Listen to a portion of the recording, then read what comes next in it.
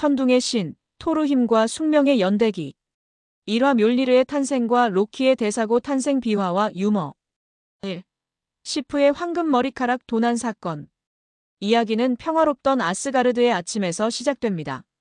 천둥의 신 토르의 아내이자 풍요의 여신인 시프 SIF는 황금빛으로 물든 탐스러운 머리카락을 자랑했습니다. 그 머리카락은 마치 가을날 황금 들판이 바람에 물결치는 듯 찬란했습니다.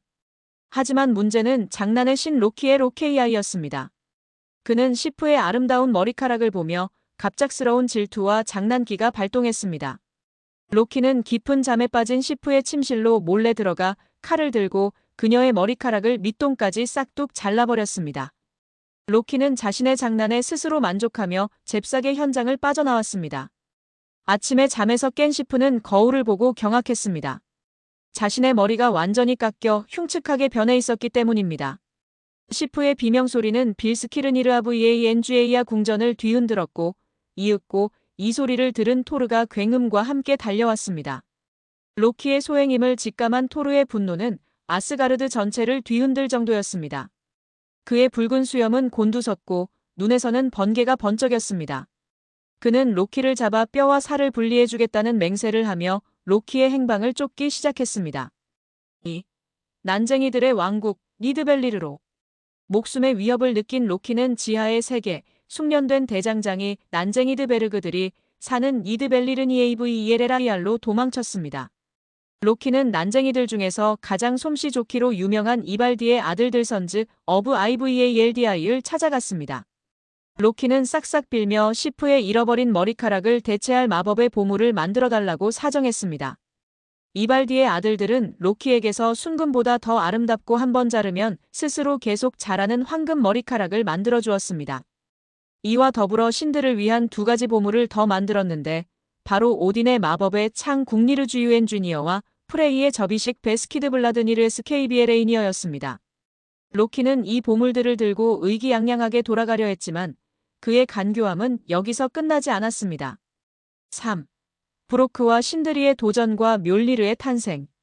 로키는 난쟁이 중 또 다른 뛰어난 대장장이 형제인 브로크 비아로 KKR와 신드리 SINDRI를 찾아갔습니다. 그는 이발디의 아들들이 만든 보물을 보여주며 거만하게 말했습니다. 자네들, 이발디의 아들들이 만든 이 세 가지 보물보다 더 훌륭하고 강력한 보물을 만들 수 있겠는가? 내 보건대, 자네들의 실력으로는 어림도 없을 것 같군. 지하세계에서 자존심이 하늘을 찌르는 난쟁이 형제들은 로키의 도발에 분노했습니다. 그들은 로키에게 자신의 목숨머리를 걸고 내기를 하자고 제안했습니다. 로키는 쾌재를 부르며 승낙했습니다. 브로크와 신드리는 곧바로 작업에 착수했습니다. 그들이 만든 보물은 다음과 같습니다. 황금 돼지 굴린 브루스티주유엘 LINBURSTI 프레이의 수레를 끌 돼지. 빛보다 빠르게 달리고 밤에도 빛을 냈습니다. 황금 팔찌 드라우프니르디알 AUPNIR 오딘의 팔찌. 9일마다 자신과 똑같은 팔찌 8개를 복제해냈습니다. 천둥의 망치 묠리르 MJLLNIR 가장 위대한 무기. 신드리 형제가 묠리르를 단조할 때 로키는 파리로 변신하여 방해를 시작했습니다. 로키는 먼저 풀무지라는 브로크의 팔을 물었고 다음엔 목을 물었으나 브로크는 굴하지 않았습니다. 마지막으로 로키는 브로크의 눈꺼풀을 찔렀고 브로크가 잠시 손으로 피를 닦아내는 사이 망치 자루가 제때 꺼내지지 못해 다른 보물들과 달리 손잡이가 짧아지는 결함을 갖게 되었습니다. 4. 내기의 심판과 로키의 굴욕. 아스가르드로 돌아온 로키와 난쟁이들은 오딘, 토르, 프레이 앞에서 보물을 선보였습니다. 신들은 굴린 브루스티와 드라우프니르의 마법에 감탄했습니다. 하지만 마지막으로 토르가 묠리르를 손에 쥐었을 때 아스가르드가 울릴 정도의 강력한 번개가 쳤습니다. 묠리르는 던지면 반드시 주인에게 돌아오고 결코 부서지지 않는 힘을 가졌습니다. 신들은 만장일치로 묠리르를 가장 훌륭한 보물로 선정했습니다. 로키는 내기에서 졌고 브로크는 로키의 목숨을 요구했습니다. 로키는 꾀를 내어 머리는 내줄 수 있지만 목은 내 신체의 일부가 아니니 가져갈 수 없다고 주장했습니다. 궁지에 몰린 브로크는 토르에게 도움을 청했고 토르는 로키를 붙잡아 브로크에게 넘겼습니다. 브로크는 로키의 입술을 꿰매어 장난의 신이 잠시나마 입을 다물고 장난을 치지 못하게 만드는 것으로 복수를 대신했습니다. 이렇게 토르는 묠리르, 힘의 벨트 매깅 요르드에미 GINGJ야, 무쇠 장갑 야른그레이프 JINGIIPR라는 세 가지 상징적인 보물을 갖게 되었습니다. 2화 우트가르드 마이너스 로키의 마법 성 지혜와 힘의 역설. 1. 염소의 희생과 두 종의 계약. 토르는 어느 날 자신의 염소 두 마리 탕그리스니르와 탕그뇨스트르가 끄는 수레를 타고 동쪽의 거인들의 땅 요툰헤임 JTUNHEIMR로 긴 여정을 떠났습니다. 동행자는 또다시 로키였습니다. 여정 중 토르 일행은 어느 오두막에서 하룻밤을 묵게 되었습니다. 토르는 염소들을 잡아 저녁 식사를 만들었고 주인 가족에게 뼈를 절대로 부러뜨리거나 상하게 하지 말라고 엄중히 경고했습니다. 왜냐하면 뼈만 온전하면 묠리르를 휘둘러 염소를 다시 살릴 수 있었기 때문입니다.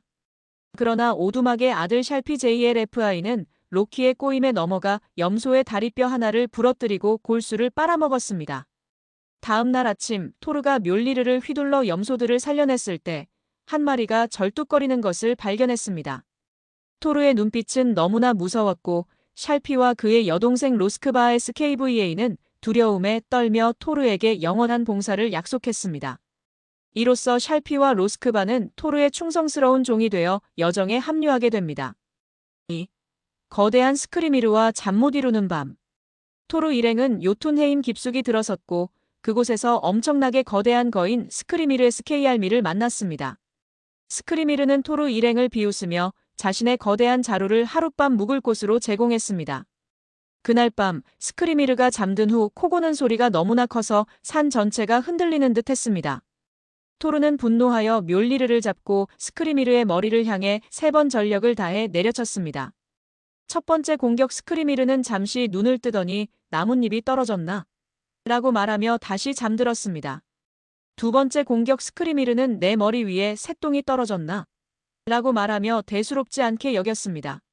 세 번째 공격 토르가 젖먹던 힘까지 다해 내려쳤지만 스크리미르는 새가 나뭇가지에서 뭔가 떨어뜨렸나 보군이라며 비꼬았습니다. 토르는 자신의 힘에 대한 자존심에 큰 상처를 입고 밤을 지새웠습니다. 3. 우트가르드 마이너스 로키의 기묘한 시합. 다음 날 토르 일행은 거인족의 왕 우트가르드 마이너스 로키티주여 아러 마이너스의 로케이아이의 거대한 성에 도착했습니다.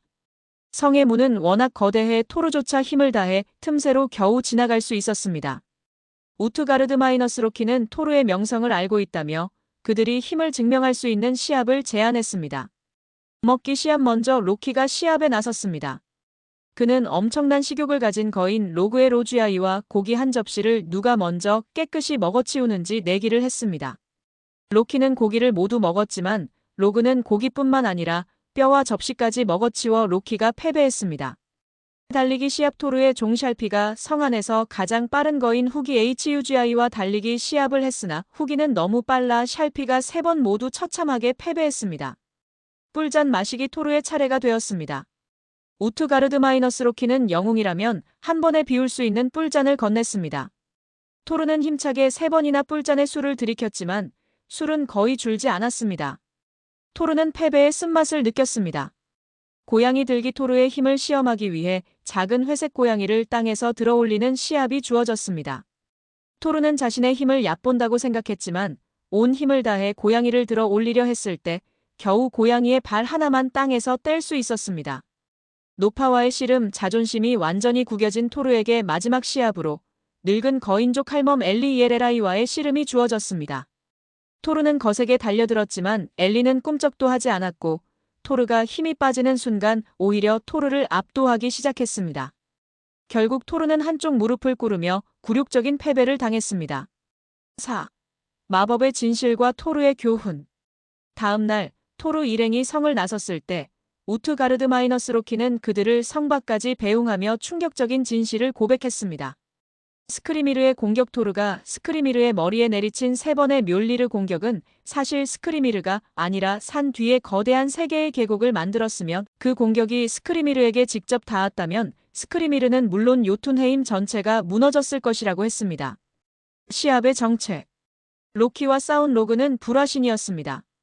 샬피와 달린 후기는 생각사고의 속도 그 자체였습니다. 토르가 마신 뿔잔은 세상의 모든 바다와 연결되어 있었습니다. 토르가 마신 양 때문에 해수면이 눈에 띄게 낮아졌다고 합니다.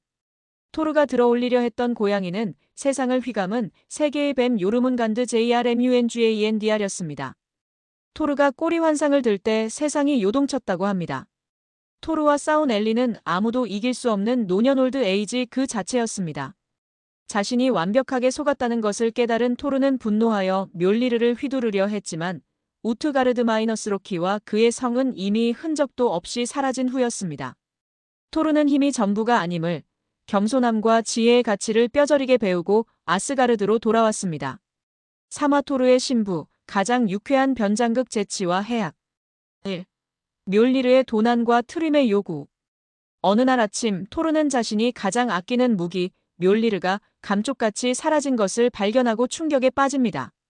묠리르가 없이는 아스가르드와 미드가르드 인간 세계 모두가 거인들의 위협에 무방비로 노출될 상황이었습니다. 로키가 프레이어의 날개옷을 빌려 하늘을 날아다니며 수소문한 끝에 거인족의 왕 트림 아라이의 말이 묠리르를 훔쳐 숨겼음을 알아냈습니다. 트림은 로키에게 묠리르를 돌려주는 조건으로 미의 여신 프레이야를 자신의 신부로 달라는 파격적인 요구를 했습니다. 로키가 돌아와 이 소식을 전하자 아스가르드는 발칵 뒤집혔습니다. 프레이야는 분노하며 결혼을 거부한다. 신들의 신부로 팔려가느니 차라리 아스가르드가 멸망하겠다. 라고 선언했습니다. 2. 신부로 변장한 천둥의 신. 신들은 대책회의를 열었으나 뾰족한 수가 없었습니다. 이때 로키가 다시 한번 기발한 동시에 가장 굴욕적인 아이디어를 제안했습니다. 트림을 속여야 합니다. 프레이야 대신 토르 당신이 신부로 변장해서 트림의 성으로 가야 합니다. 묠리르가 등장하는 순간 그것을 되찾는 겁니다. 토르는 경악했습니다. 내가 천둥의 신 토르가 웨딩드레스를 입고 여장을 하라고? 이건 신들에게도 거인들에게도 영원히 조롱당할 일이다. 하지만 토르는 묠리르의 중요성을 누구보다 잘 알았습니다. 그는 결국 굴욕을 감수하고 웨딩드레스, 면사포, 프레이야의 목걸이 브리싱 가멘 BRSINGAMEN으로 치장하고 시녀로 변장한 로키와 함께 트림의 성으로 향했습니다. 3. 만찬장의 대식가 신부. 트림은 프레이야가 온다는 소식에 기뻐하며 성대한 결혼 만찬을 열었습니다. 트림은 면사포로 얼굴을 가린 신부를 힐끗 보며 자신의 운을 자랑스러워했습니다. 만찬이 시작되자 신부 토르는 천둥의 신답게 상상을 초월하는 식탐을 보여주었습니다. 토르는 황소 8마리, 연어 3마리를 개걸스럽게 먹어치웠습니다. 신부라면 우아하게 마셔야 할 술과 맥주 3통을 단숨에 비웠습니다. 트림은 경악하며 시녀로 변장한 로키에게 속삭였습니다. 프레이야는 이렇게 대식가였던가? 보통 여신과는 다르군. 로키는 재치있게 답했습니다. 프레이야 토르는 당신을 너무 사랑한 나머지 기뻐서 8일 밤낮을 굶었답니다. 배고플 만도 하지요. 트엠은 그 말에 감동하여 신부의 면사포를 살짝 들춰보았습니다. 하지만 그 안에서 트림을 노려보는 것은 토르의 불타는 듯한 무시무시한 눈빛이었습니다. 트엠은 겁에 질려 신부의 눈이 왜 저렇게 무섭게 번뜩이는가? 라고 물었습니다.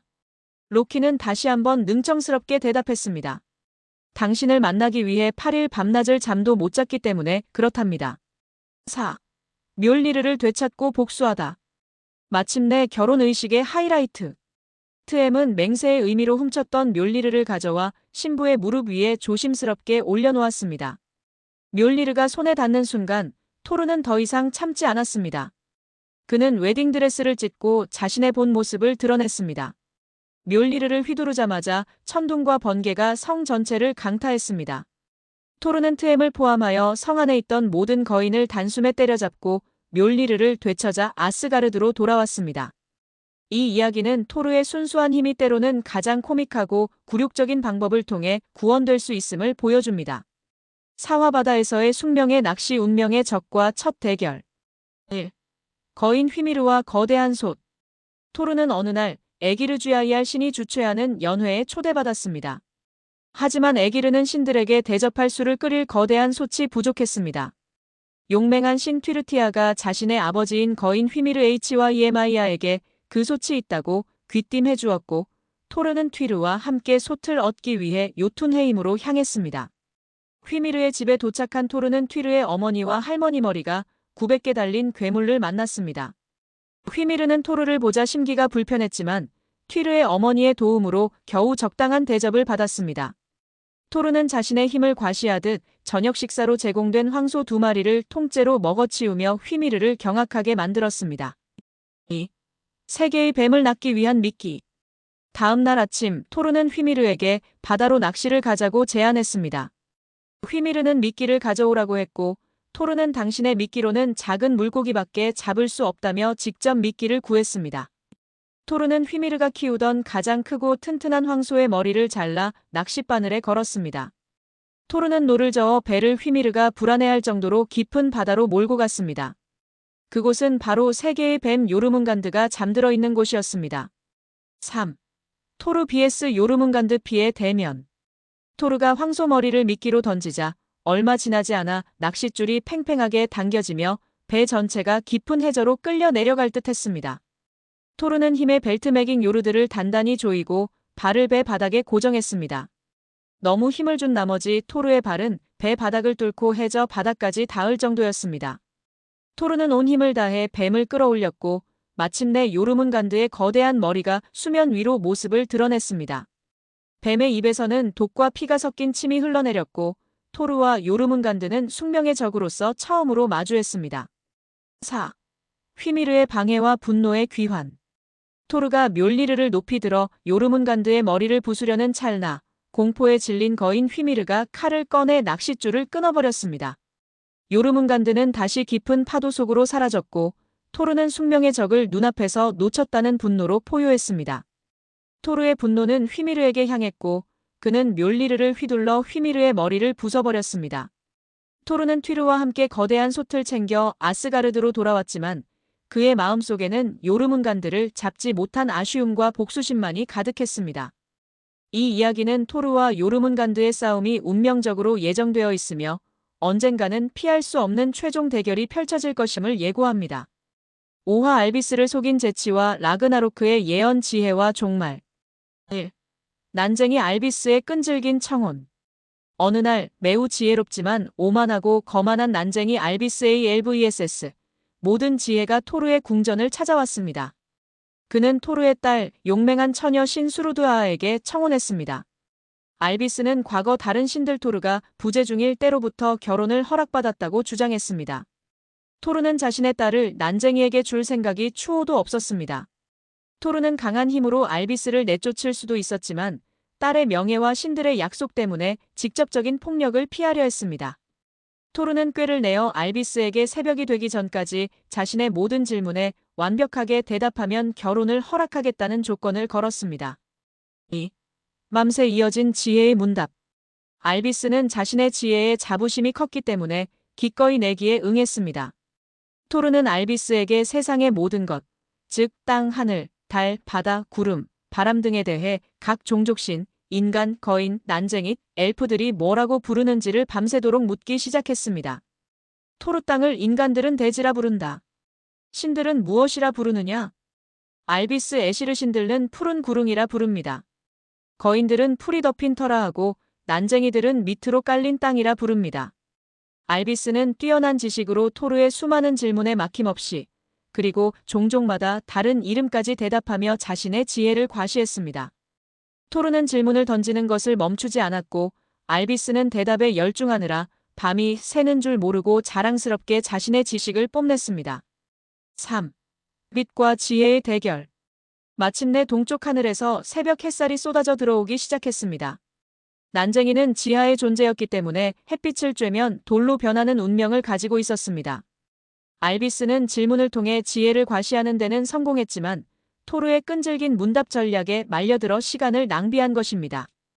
햇빛이 알비스의 몸에 닿는 순간 알비스는 순식간에 딱딱한 돌로 변해버렸습니다. 토르는 물리적인 힘이 아닌 재치와 지혜를 이용하여 딸의 청혼 문제를 해결했습니다. 이 이야기는 토르가 단순히 근육 바보가 아니라 필요할 때는 상황에 맞는 영리한 방법을 사용할 줄 아는 입체적인 신임을 보여줍니다. 4. 라그나로크 9걸음의 운명. 토르의 이야기는 결국 북유럽 신화의 최종장 라그나로크 RAGNARK 신들의 황혼로 귀결됩니다. 예언에 따르면 세상의 마지막 날 요르문간드가 바다에서 깨어나 온 세상을 독으로 오염시키며 땅을 뒤흔들 때 토르는 그 숙명의 적과 마지막 대결을 펼치게 됩니다. 토르는 힘의 벨트와 망치를 휘둘러 요르문간들을 쓰러뜨리는데 성공하지만 뱀의 거대한 독에 온몸이 감염됩니다. 최강의 신토르는 승리했음에도 불구하고 그 독의 영향으로 9걸음을 채 걷지 못하고 쓰러져 영웅적인 최후를 맞이하게 됩니다. 이 비장한 운명은 토르의 일생을 관통하며 그의 모든 모험이 결국 세계를 지키려는 용기와 피할 수 없는 종말이라는 대비되는 메시지를 던져줍니다. 토르는 단순한 전사가 아니라 인간적인 실수와 고난을 겪고 최후까지 자신의 임무를 다한 북유럽 신화의 진정한 영웅으로 영원히 기억될 것입니다.